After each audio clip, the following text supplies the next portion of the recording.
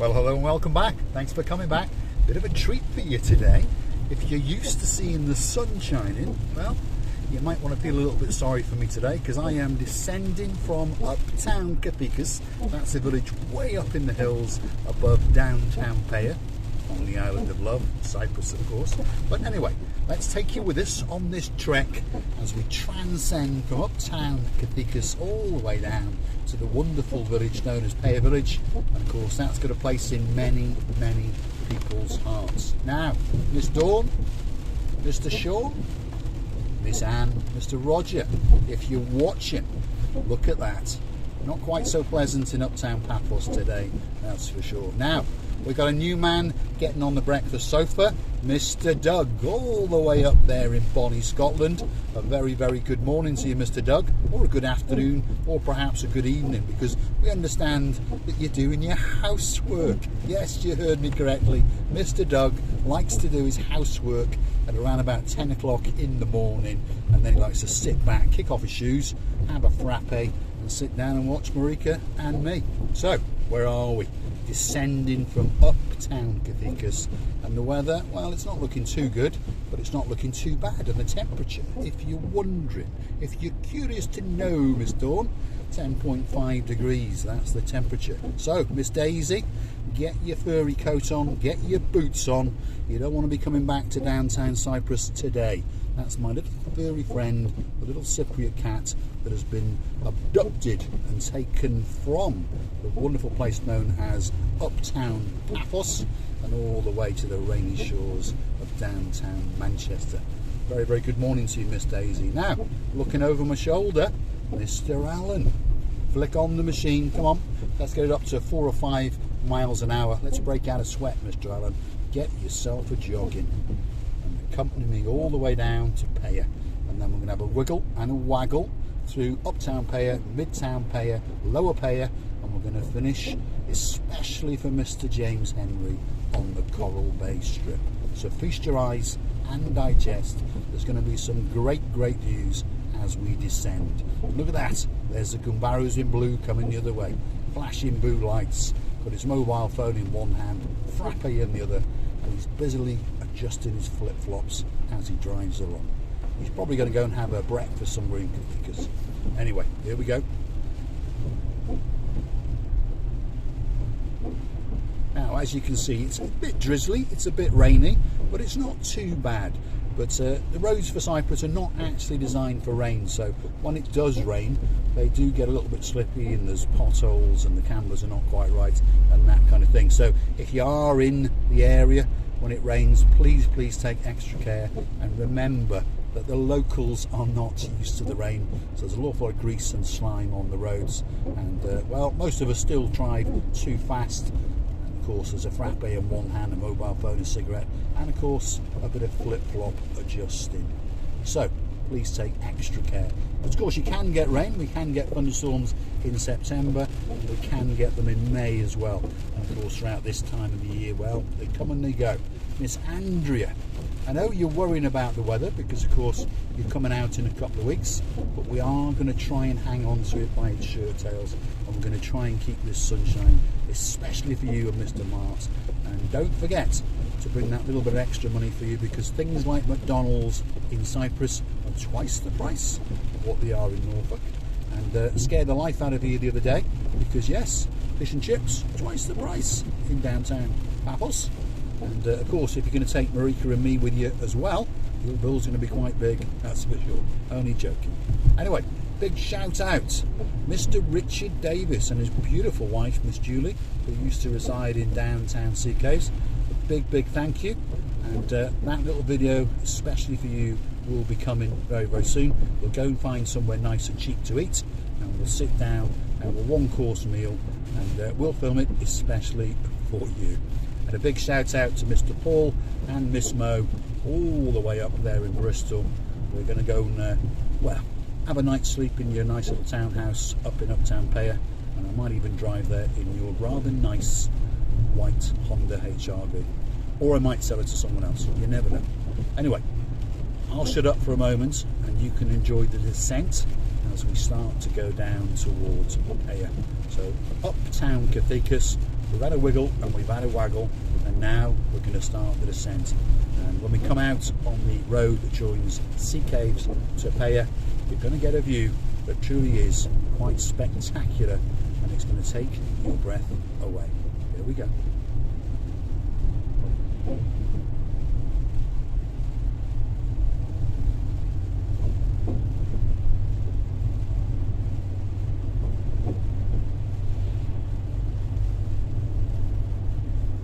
Now, I'm not going to shut up for that long because I'm going to scare the life out of someone in a minute. Sitting next to me, by the way, is that man. There he is, there he is. That's the brother, he's sitting there. And we are contemplating whether to go out and waste some of our money. Not that we've got any, but we are pondering whether we should go out and buy ourselves a classic Mercedes S-Class. Yeah, you heard me correctly. S-Class. Two idiots are sitting in a Mercedes E-Class contemplating going out and buying a classic S-Class Mercedes. I mean, two of the most stupid people in the world, obviously, because if you want to lose a lot of money, that's the special thing to do. You go and drop 10 grand on a classic S-Class Mercedes and then watch your bills for maintenance mount up, never mind your fuel, and it's probably going to do about 18 to the gallon, and on top of that it'll probably have a hole in the petrol tank as well. So S-Class? No, not in an S-Class. There we are. My brother is piping up.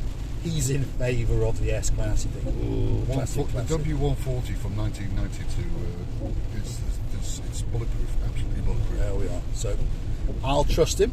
We're going to go and see one in Limassol tomorrow. We found a rather nice two-owner from new 1997 Mercedes S-Class. To give it its chassis number, if you are a geek like Mr. Andy over there in North Shropshire, it's a W140 chassis. So that was manufactured from about 1992 to about 1997. The one we're going to go and see is a 1996-97 model, originally a U car, brought to Cyprus at 10 years of age. It had one owner in the UK, and it's had one owner in Cyprus since, and it looks to be absolutely immaculate.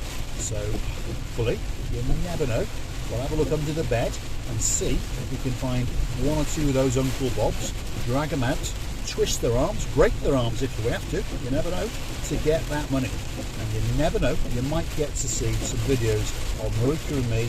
The brother I'll loan it to him once or twice, you never know. And you might get us to watch us driving around in a classic Mercedes and watch us lose an awful lot of money. Because that's what normally happens when you buy a classic car, immaterial of what brand it is. But if you buy a Mercedes, for example, or a Rolls Royce, most people understand the parts, when it goes wrong, are going to cost you an absolute fortune. But anyway, I am an idiot in a blue hat with a pair of sunglasses, and sitting next to me is my brother. He's cleverer than me, but he is an idiot as well. Yeah. Correct? Although I am pondering why you're wearing sunglasses when it's raining. It's all part of the image. It's all part of the image. Last night I was in conversation with my cousin James, all the way out in Bonnie, Scotland, and he's a graphic designer, star among stars, and he's starting to work on the Marika and me logos. Yeah, very good, and they're absolutely excellent. Yep, and he's looking forward to helping us create some merchandise, t-shirts, baseball hats, of course in blue, and of course even some sunglasses. Look at that for a view that's coming up now. Though I'm going to shut up now and let you digest, because that is the view out across a rather gloomy Sea Caves area. It's a bit gloomy, it's a bit miserable, but it's still beautiful. And of course we understand that the sun's only having a rest for a couple of days, and then it'll come back screaming and cooking, and well, it's going to be paradise again, just in time for when Miss Andrea arrives. So it's coming to that time, and I'm going to say thanks for watching, and if you do like what you see, please hit the like, click subscribe, and why not come back for a little bit more of my insanity. And if you really want to watch the channel grow, why not click through to our About page, where you can consider buying me a coffee, which I will convert into benzene, which is petrol, and then I'll put it in the tank and we'll drive around that little bit more. Thanks for watching.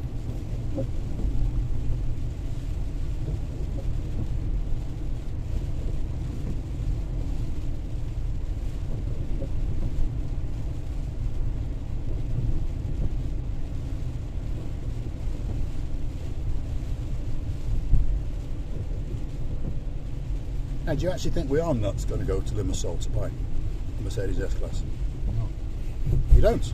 You don't think we're nuts? Of all the cars to buy, the 140 is the best one to buy because it's got less to go wrong. Well, if you're still watching, by the way, you put in the comments, do you think we're stupid, or do you think we are, well, I'm not going to say sensible, but do you think we're stupid, isn't it?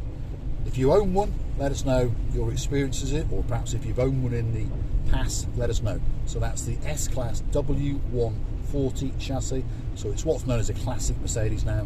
It's that massive brute of a car. This one's got quite a sensible engine, 2.8 straight 6 petrol, so hopefully it won't bankrupt us. No air suspension or anything like that that came on the 220. See, this is the mechanic talking now. It's got far less to go wrong. Far less to go wrong. That's what I like to hear. It's got still lots of things to go wrong, but far less to go wrong. It's the last true Mercedes. The last true Mercedes. There we go. It could be the greatest car in the world, because there's only one car in the world, Mr. Andy, and that is the Mercedes. It was the greatest car in the world. Yep, it was. It was renowned as the greatest car in the world. It's its official tag for the S-Class. There we are. So, come back in a couple of weeks, and guess what? You're going to find a couple of idiots driving around Paphos in a W140 chassis. Looks like a really nice car, so if you want to see it, don't forget to hit the like, click subscribe, and come back for that little bit more of our insanity. There we are. We've come down to base. We're going to take a left, which is going to take us towards Paya. If we'd have gone right, we'd have gone out towards Argus St. George's, to give it its correct pronunciation. So I'm going to let you digest it now as we head out towards Coral Bay. And this really is, thanks for watching. Like what you see, hit the like, click subscribe, and why not come back with that little bit more of our complete and utter lunacy.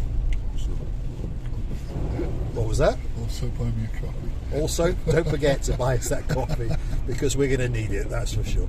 There's no doubt that thing is going to be leaking benzene out of all places. So, but it could be fun, and apparently the ride is absolutely exceptional. So think of the camera work; it could be worth it. Thanks for watching.